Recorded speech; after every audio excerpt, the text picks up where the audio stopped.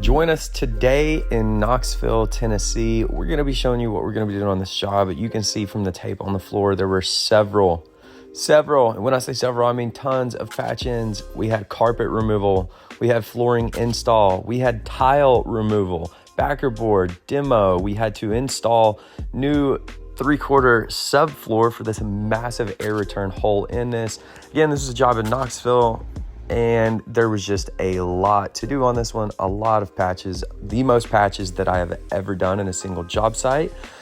We were then going to sand and refinish the entire floor. You can see here running the hyper grinder i4 wood with our dust and containment system. Then once we got that tile removed, we had to grind all of the thinset off the floor, install new 2 1/4 red oak hardwood flooring, edging, more sanding after all of the patching was done.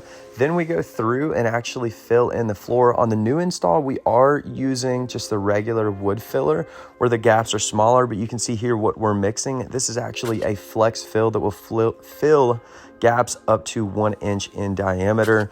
So that way, guys, when you have those larger gaps in those older floors and you try and use an old wood filler, it's just not gonna fill, it's gonna crack, it's gonna crumble, it's gonna fall out.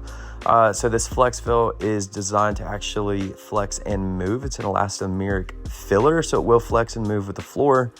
Now what we're doing, once we got that floor fully sanded down, we're going through, we're buffing on the stain. I think that they went with, Early American on this one, which came out beautiful. We've got the floors T-barred, rolled. What we're gonna go through once we get those seal coats down is we're gonna actually go through, denib, so that way you have a nice smooth coat. Vacuum prep clean, and then apply that final coat, guys. And the floors were coming out beautiful. I think this job turned out incredible from what they look like before. You can just see here just the beauty and the warmth of those floors. I think came out really, really good. And finally, what we're doing is UV curing the floor, instant durability, instant use, and 5 to 7 times more durable.